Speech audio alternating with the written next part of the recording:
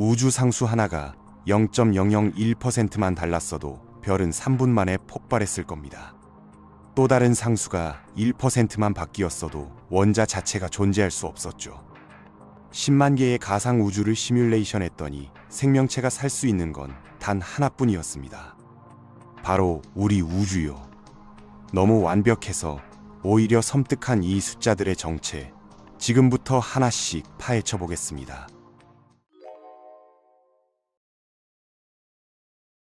빅뱅이 일어난 지 10억 분의 1초가 지났습니다. 우주의 온도는 10조 도를 넘나들고 있고 이 뜨거운 수프 속에서 쿼크와 전자가 미친 듯이 튀어다니고 있죠. 이 순간 우주의 운명을 결정할 첫 번째 주사위가 던져집니다. 바로 강한 핵력의 세기예요. 이 힘이 쿼크들을 얼마나 세게 붙잡느냐에 따라 양성자와 중성자가 만들어질지 말지가 결정되거든요. 만약 강한 핵력이 지금보다 2%만 약했다면 어떻게 됐을까요? 쿼크들이 서로를 제대로 붙잡지 못해서 양성자 자체가 형성되지 않았을 겁니다. 양성자 없이는 수소 원자도 없고, 수소 없이는 별도 없고, 별 없이는 당연히 우리도 없죠. 반대로 강한 핵력이 2%만 더 강했다면 모든 양성자가 헬륨으로 뭉쳐버려서 우주는 수소가 하나도 없는 헬륨 덩어리가 됐을 겁니다. 이것도 마찬가지로 별을 만들 수 없어요. 빅뱅 후 3분이 지났습니다. 우주 온도가 10억 도 정도로 식으면서 본격적인 원자핵 합성이 시작되죠. 양성자와 중성자가 합쳐져서 헬륨 핵을 만드는 순간입니다.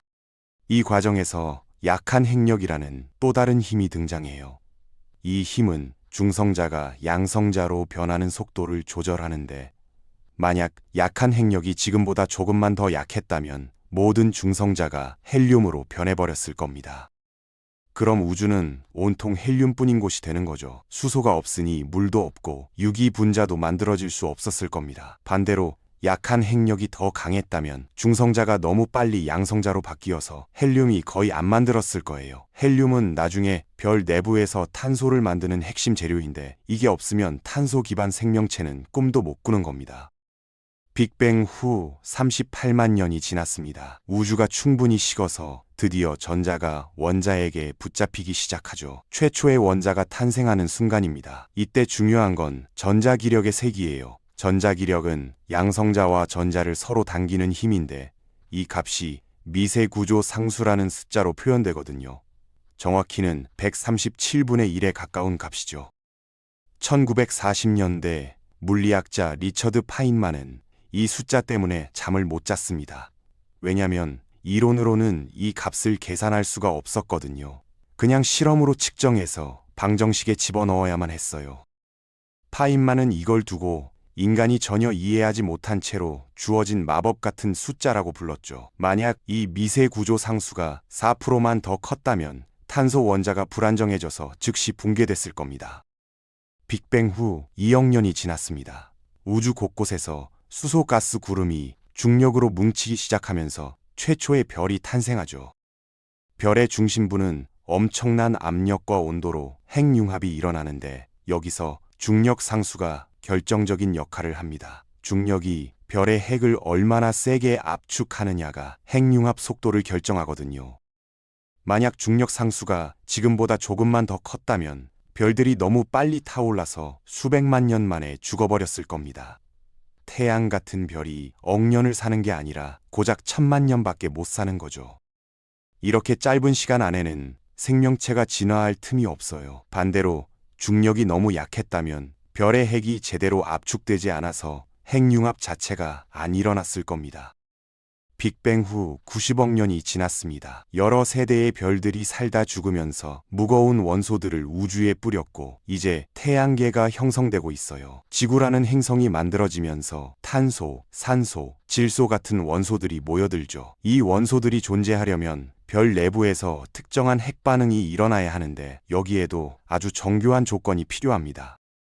영국 천문학자 프레드 호일은 1950년대에 놀라운 발견을 했어요. 탄소가 만들어지려면 헬륨 원자핵 3개가 정확한 에너지 준위에서 만나야 하는데 이게 일어날 확률이 원래는 거의 제로였거든요. 근데 실제로 우주에 탄소가 널려 있다는 건 뭔가 특별한 일이 벌어졌다는 증거였죠. 계산해 보니 탄소 원자에게 딱 맞는 공명 에너지 준위가 존재한다는 걸 알아냈습니다. 이 공명 에너지가 0.5%만 달랐어도 탄소는 거의 만들어지지 않았을 거예요. 호일은 이 발견 후에 우주가 생명체를 만들도록 설계된 것 같다는 말을 남겼는데 평생 무신론자였던 그가 이런 말을 할 정도로 충격적이었던 겁니다. 탄소뿐만이 아니에요. 산소를 만드는 과정도 마찬가지로 아슬아슬한 균형 위에 있거든요.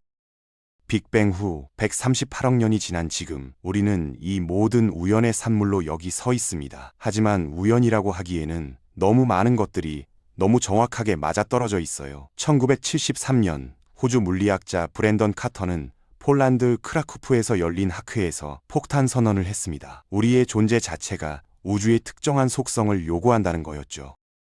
이게 바로 인류 원리입니다.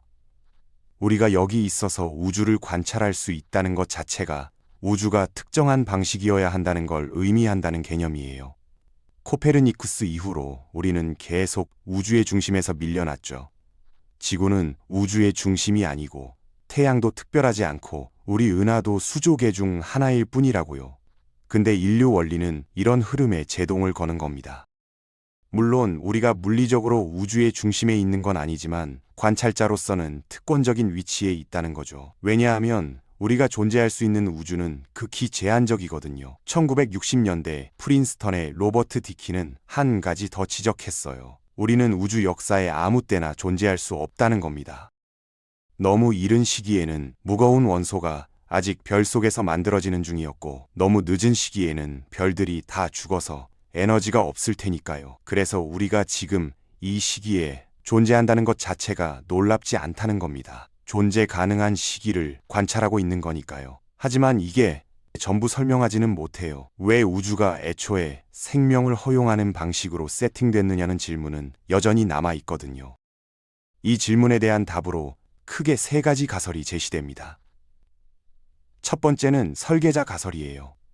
누군가 또는 무언가가 의도적으로 우주를 이렇게 만들었다는 거죠. 많은 종교에서 받아들이는 설명이고 일부 과학자들도 이 가능성을 완전히 배제하지는 않습니다. 하지만 과학적으로 테스트할 수 없다는 한계가 있어요. 두 번째는 시뮬레이션 가설입니다. 옥스퍼드 대학 철학자 닉 보스트롬이 제안한 건데 우리가 사실 누군가의 컴퓨터 시뮬레이션 속에 살고 있다는 거예요. 미래의 초고도 문명이 조상 시뮬레이션을 돌리고 있고 우리는 그 안에 가상 존재라는 겁니다. 그들이 당연히 생명체가 있는 흥미로운 우주만 시뮬레이션 할 테니까 우리가 이런 특별한 우주에 있는 게 당연하다는 논리죠. 세 번째는 다중우주 가설입니다. 우리 우주 말고도 무수히 많은 우주들이 존재하는데 각 우주마다 물리 법칙이 다르다는 거예요. 대부분의 우주는 죽어 있고 생명 없는 불모지이지만 우리는 운 좋게도 생명이 가능한 우주에 존재한다는 겁니다. 로또 당첨자가 로또에 당첨된 게 신기하지 않은 것처럼 수조 개의 우주 중 하나쯤은 생명 친화적일 수 있다는 논리죠. 다중우주 아이디어는 끈 이론이나 영원한 인플레이션 같은 현대 물리학 이론들과도 연결됩니다. 끈 이론에 따르면 10의 500제곱개의 서로 다른 우주가 가능한데 각각이 다른 물리 상수를 가진다고 해요. 영원한 인플레이션 이론은 빅뱅이 한 번만 일어난 게 아니라 끊임없이 일어나고 있어서 무수히 많은 우주들이 계속 탄생한다고 주장하죠. 2000년대 들어서 과학자들은 실제로 슈퍼컴퓨터를 돌려서 다른 물리 법칙을 가진 가상 우주들을 만들어 봤습니다. 강한 핵력을 조금 바꿔보고 전자기력을 조절해보고 중력 상수를 다르게 설정해보는 식으로요. 결과는 충격적이었어요. 거의 모든 경우에 우주는 생명이 불가능한 곳이 됐거든요. 어떤 우주에서는 별이 형성되자마자 폭발해버렸고 어떤 우주에서는 수소만 있고 다른 원소는 아예 만들어지지 않았어요. 또 어떤 우주에서는 물질이 전혀 뭉치지 못해서 영원히 희박한 가스로만 남았죠. 10만 개의 시뮬레이션 중에서 복잡한 구조와 생명의 가능성을 보인 건 딱 하나뿐이었습니다. 물리학자들은 이걸 미세 조정 문제라고 부릅니다. 우주의 상수들이 왜 이렇게 좁은 범위 안에 정확히 들어가 있느냐는 거죠. 확률적으로 계산하면 거의 불가능에 가까운 일인데 실제로 일어났다는 게 문제예요. 마치 눈을 가리고 다트를 던졌는데 정확히 불스아이를 맞춘 것 같은 느낌이거든요. 스탠퍼드 대학의 레너드 서스킨드는 이렇게 비유했습니다. 우주 상수의 값이 허용 범위 안에 들어갈 확률은 은하수에 있는 모든 별들 중에서 특정한 별 하나를 무작위로 골랐을 때 그게 태양일 확률과 비슷하다고요. 이 정도면 우연이라고 하기에는 너무 황당한 수준이죠. 하지만 일부 과학자들은 이런 미세 조정이 착각일 수도 있다고 지적합니다. MIT의 물리학자 앨런 구스는 우리가 아직 더 깊은 물리 법칙을 모르기 때문에 상수들이 독립적으로 보이는 것뿐이라고 말해요. 만약 만물의 이론을 발견한다면 이 상수들 사이에 연결고리가 드러나서 사실은 다른 값을 가질 수 없었다는 게 밝혀질 수도 있다는 겁니다. 예를 들어 과거에는 전기상수와 자기상수가 별개로 보였지만 맥스웰이 전자기학을 통합하면서 이 둘이 사실 빛의 속도라는 하나의 상수로 연결되어 있다는 걸 보여줬거든요. 비슷하게 지금 우리가 독립적으로 보는 여러 상수들도 더 근본적인 이론에서는 하나로 합쳐질 수 있다는 거죠. 2012년 유럽 입자물리연구소 CERN에서 힉스 입자를 발견했을 때 물리학자들은 또 다른 미세 조정 문제를 발견했습니다. 힉스 입자의 질량이 측정된 값을 가지려면 양자 보정이라는 계산에서 엄청난 상쇄가 일어나야 하는데 이게 소수점 17자리까지 정확히 맞아떨어져야 한다는 거예요. 이건 마치 두 개의 거대한 숫자를 빼는데 그 결과가 000이 되어야 하는 것과 같습니다. 자연이 왜 이렇게 정밀한 조정을 했는지 아무도 설명하지 못하고 있어요. 일부 물리학자들은 이게 초대칭이라는 새로운 물리학이 존재한다는 증거라고 보지만 아직 초대칭 입자는 발견되지 않았습니다.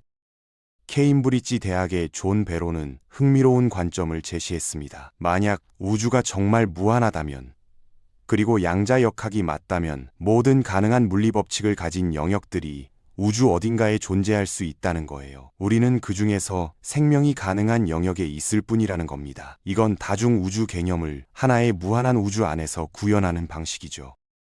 최근 우주론자들은 암흑에너지의 값에도 주목하고 있습니다. 암흑에너지는 우주를 가속 팽창시키는 신비한 힘인데 그 값이 이론적 예측보다 1220제곱배나 작거든요. 이건 물리학 역사상 가장 큰 불일치예요. 만약 암흑에너지가 조금만 더 컸다면 우주가 너무 빨리 팽창해서 은하가 형성되기도 전에 모든 물질이 흩어졌을 겁니다.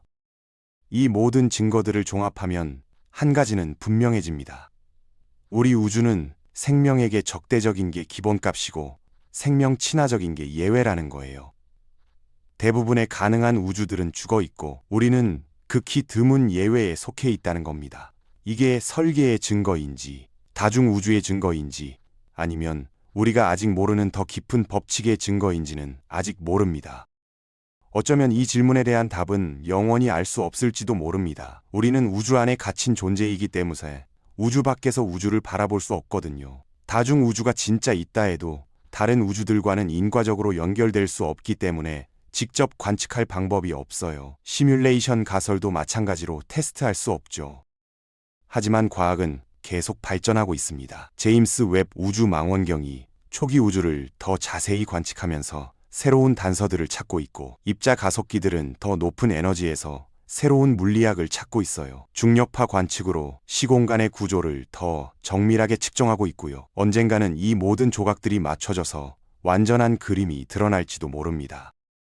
그때까지 우리는 이 놀라운 우연 또는 필연 속에서 살아가고 있습니다. 137분의 1이라는 신비로운 숫자 덕분에 원자가 안정적으로 존재하고 중력 상수가 딱 맞아서 별들이 수십억 년을 살고 강한 핵력이 절묘하게 조정돼서 탄소와 산소가 만들어졌죠. 이 모든 게 0.1%만 달랐어도 우리는 여기 없었을 겁니다.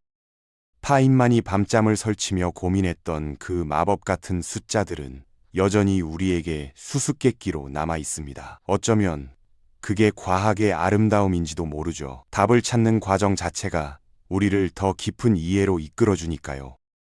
우리가 왜 여기 있는지, 어떻게 여기 있는지에 대한 질문은 인류가 존재하는 한 계속될 겁니다. 그리고 그 질문을 던질 수 있다는 것 자체가 이미 기적인지도 모릅니다.